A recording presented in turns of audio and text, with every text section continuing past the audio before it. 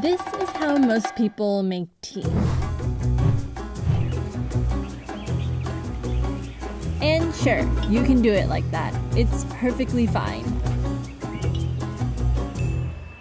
But if you want to try something a little different and brew tea the traditional Chinese way, come, sit down and have a cup of tea with us.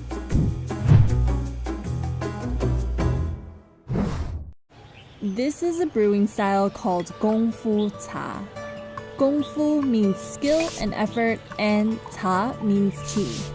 It's a tea brewing ritual from Fujian that has been around as early as the 14th century. And there are many styles and ways to do it. But let's keep it simple. This is a basic setup. Tea, a gaiwan, a gongdao cup, an empty bowl, teacups, and a kettle. You want to warm everything up first by rinsing them with hot water. But before we get started, the most important part of this whole process is the tea. Ideally, you want loose leaf, single origin tea. No tea bags and no flour-infused blends, please. The leaves in tea bags are inferior in quality, and because the leaves are crushed, the flavor is released all at once. The benefit of using whole tea leaves is that the flavor will come out slowly, and you can make more brews. Generally speaking, there are 6 types of tea. Today, I'm going to go with oolong tea from Taiwan. I'm putting in around 5 grams. This is a gaiwan. It'll be used for brewing, not for drinking. Put some tea in your gaiwan. Now brew some water and pour it in. Okay, let's continue. Tilt the cap, lift up a pinky, and pour the tea into this. This is called a gongdao cup. This is used to portion out the tea. Then fill the teacups and pour everything into the empty bowl. You do not drink this first round. You're just warming up the tea set and washing the leaves of dust and other impurities. Next, take this opportunity to smell the tea and enjoy its aroma. Okay, now we repeat the steps. Pour hot water in and wait. You can cheat by opening up the lid and looking at the color of the tea. When it's done, tilt the lid and pour the liquid into the gongdao cup. Notice that I'm always pouring towards me and that the equipment is a comfortable distance.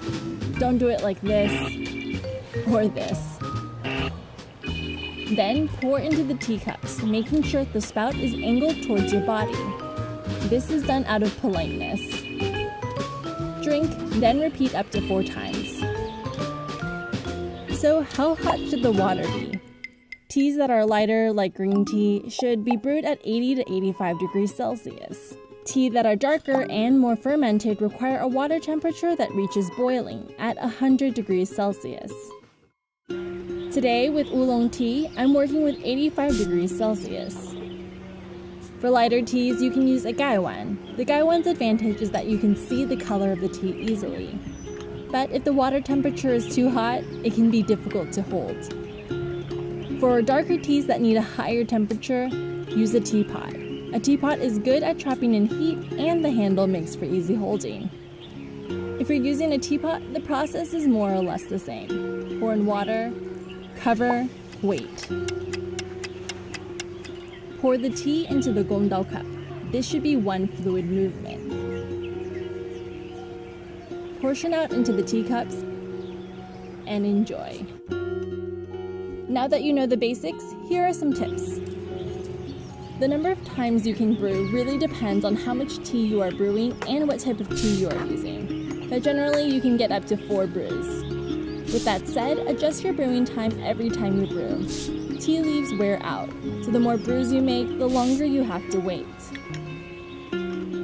Again, there is a lot of material out there about the ideal temperature and tea to water ratio.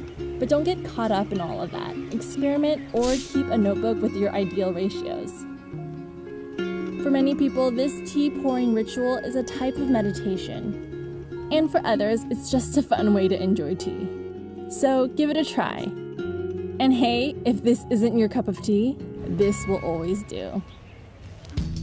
So here's a fun fact. All teas, whether green, black, or white, come from this plant, Camellia sinensis. It's how the leaves are processed that makes all the difference. We made an entire video about this. Check out the link below for more. Thanks for watching.